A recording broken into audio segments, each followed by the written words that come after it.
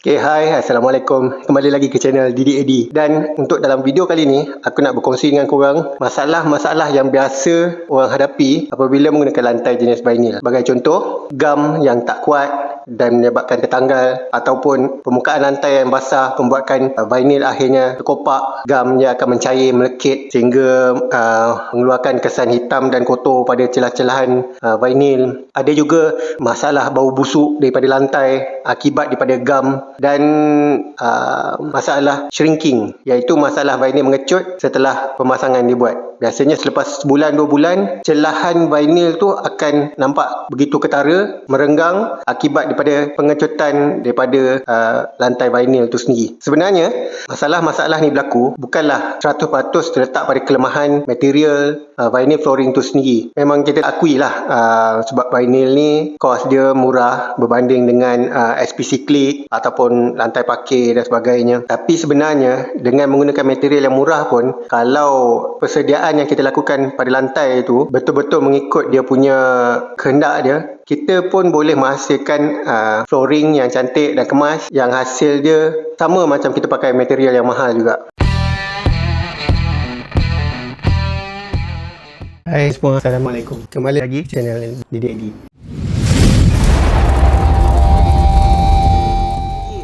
Sebenarnya sebelum korang buat pemasangan lantai vinyl ni, first kali korang kena faham lantai korang tu sendiri. Kadang-kadang tu aras lantai dalam rumah tu sama tinggi je dengan tanah di bahagian luar rumah. Bila lantai dalam rumah dengan aras tanah luar rumah sama tinggi, memang kelembapan air daripada tanah akan ditolak keluar masuk ke lantai rumah kita. Tambah memburukkan kalau lantai dalam rumah lagi rendah daripada level tanah dekat luar. Yang tu memang kalau tak pasang vinyl pun, memang lantai tu sentiasa akan basah dan lembab bila time musim hujan. Jadi untuk keadaannya macam ni, aku sarankan korang waterproofing dulu lantai tu. Mungkin korang boleh gunakan waterproofing jenis cair yang kita boleh gelik je dengan roller cat tu, dan dia akan menyerap dalam molekul-molekul lantai tu dan membuatkan lantai kita tu jadi waterproof.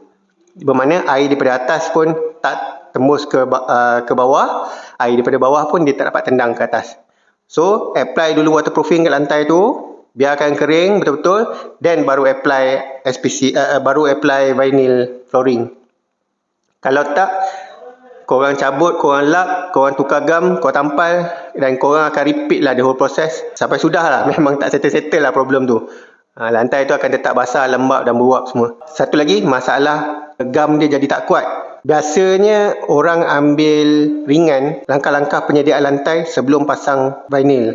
Dia excited nak pasang sampai dia sapu lebih-lebih kurang je lantai tu, dia dah tu nak tampal cepat-cepat kan. Dia excited sangat. Tapi sebenarnya inilah antara punca yang korang akan menyesal selepas tu, sebab dia punya hasil tu memang tak akan dapat macam yang kau nak, dan worst scenario kau kena ganti ataupun buat balik lah. Pertama, korang kena make sure sapu dan mop betul-betul lantai tu bagi tak ada habuk dan pasir. Pasir-pasir halus, habuk-habuk halus tu, kalau boleh vacuum dulu, mop, biar kering. Lepas tu mop kali kedua, biar kering.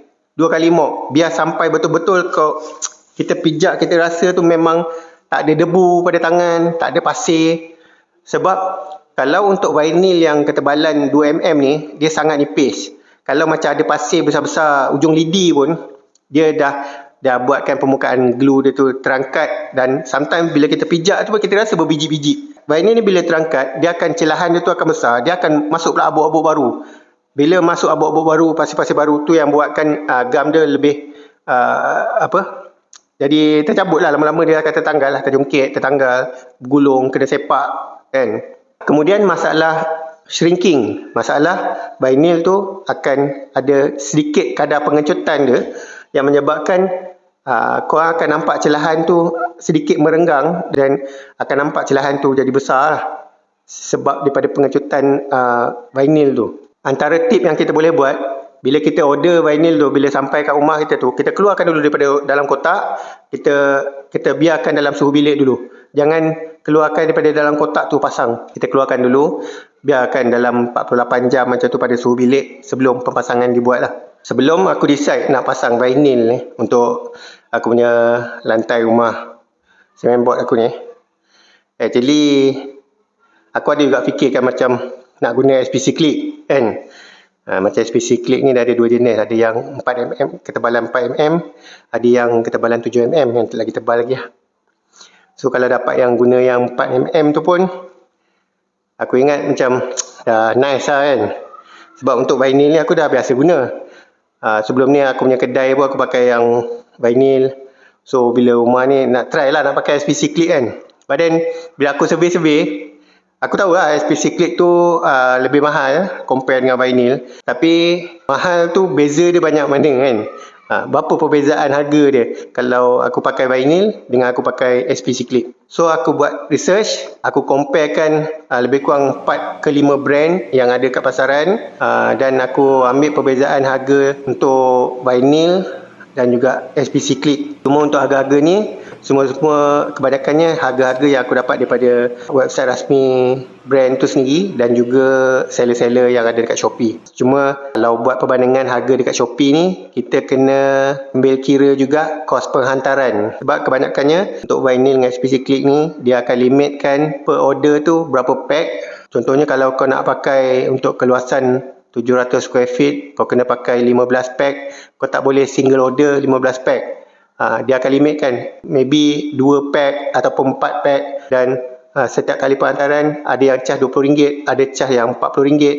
Jadinya bila kita nak buat perbandingan harga tu ni, kita kena includekan sekali shipping cost, lepas tu kita bahagikan ikut per square feet. Jadinya kalau macam kita beli yang brand ni, jenis ni, jatuh berapa ringgit sekaki. Lepas tu kalau yang seller lain berapa ringgit sekaki, baru kita boleh buat perbandingan tu dengan lebih tepat lah. Jadi bila aku dah buat detail macam tu perbandingan, then baru aku nampak dia punya perbezaan harga tu dia sangat tinggi. Dan aku rasa memang di luar kemampuan aku lah. Jadinya aku decide untuk pakai vinyl je. Okay, ni preparation untuk lantai. Untuk kita nak pasang vinyl, kita dah ratakan mana-mana kornis compound yang jatuh-jatuh masa kita plaster dinding itu. Jatuh-jatuh kornis compound yang atas lantai tu semua kita dah kikis. Cat-cat yang menitik-nitik tu pun kita dah kikis, kita dah licin kan. Kemudian kita mop lah, sebab kita tak nak lantai tu berdebu. Sebab cement board ni kesan kita potong-potong cement board atas dia tu, memang debu tu banyak lah. Benda tu pun boleh buatkan salah satu punca kita punya vinyl tu, dia punya gum dia jadi lekang lah. Kalau lepas sekali mop, debu dia tu masih ada, nanti kita akan mop kali kedua lah. Yang ni yang self adhesive punya, yang siap gum. Tapi nanti aku akan still pakai gum tong juga. Ini corak 020. Kalau ikutkan 020 betul tak? Ikut dia. Ini dalam dia. Okay. Untuk jumbo box yang ni, dia ada 36 pieces. 36 pieces tu dengan saiz macam ni, dia boleh cover keluasan lebih kurang 54 square feet. Okay. Ni kita dah biarkan lebih kurang 48 jam. Untuk dia punya pattern, aku plan nak buat herringbone punya corak. So dia punya susunan dia tu akan bersilang-silang macam tu lah. Satu kelemahan herringbone ni, dia punya tepi tu kita tak boleh elak, memang akan banyak kena potong. Cuma potongan dia tu kita boleh simpan, sebab akan ada sisi lain nanti yang kita akan gunakan potongan tu balik. Dia punya kelebihan pula, satu dia cantik, satu lagi katakan dia shrinking pun, ruang tu nanti dia tak akan nampak cacat pada floor. Dia tetap akan nampak tak berapa ketara sangat dia punya lubang-lubang tu. Berbanding dengan kalau kita buat susunan bata yang bersilang-silang macam tu, susunan tu lebih senang kita buat, potongan pun mudah. Kita just potong separuh, kita silang-silangkan macam kita susun bata. Tapi yang tu kalau macam dia mengecut, kita akan nampak line yang merenggang tu ni, kita akan nampak satu line lurus panjang. Nampak obvious lah kesan dia mengecut tu. Step 1, wake up early, gonna rise with the sun. Step 2, get some good, some food in you. Step 3, think real hard about what you wanna be. Step 4, everybody just do your thing. Wake up, today's gonna be a good day. Wake up, today's gonna be a good day. Wake up, today's gonna be a good day. Wake up, today's gonna be a good day. Wake up, today's gonna be a good day. Wake up, Today's gonna be a good day. Wake up. Today's gonna be a good day. Wake up. Today's gonna be a good day. Yo, set your affirmations, aspirations. I got shit to do, the aftermath of preparation. Good food, good mood, blood in circulation. One step at a time, yeah, that's how you make it. Set a goal you control and the steps you take them. I try to pick one thought, have some... Yang tak tahu, gam untuk vinyl tu dia macam ni dia warna putih. Lepas tu dia macam cat je. Kalau nak apply dia, kita pakai scraper macam ni, scraper besi. Dan masa kita sapu tu, make sure kita tekan sekuat-kuatnya supaya dia punya lapisan yang kita apply tu jadi nipis.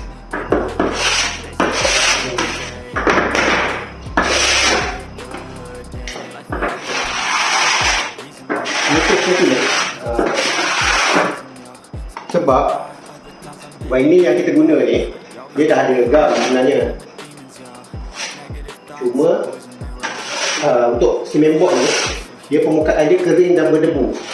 Jadi kalau kita bergantung kepada gam yang daripada vinyl tu, dia akan ada kecenderungan dia untuk tekat tu tak kuat.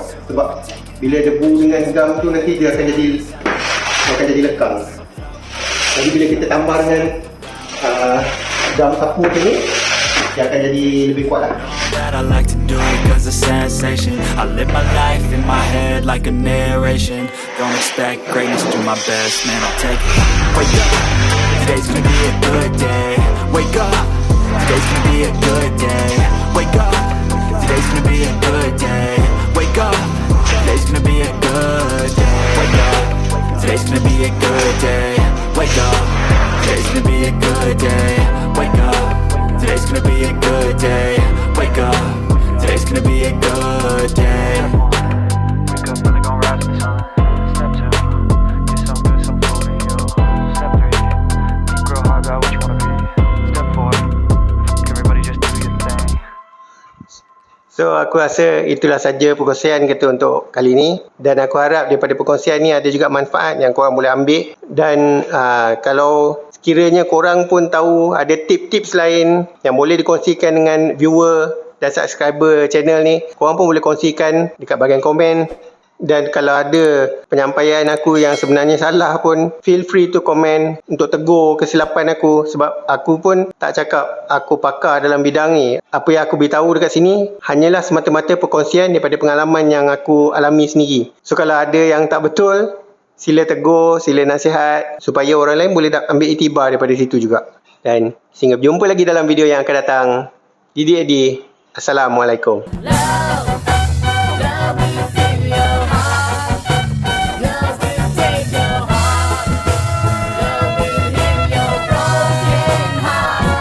Dari segi kos, kalau pemasangan skirting, yang paling ekonomi adalah yang jenis ni lah.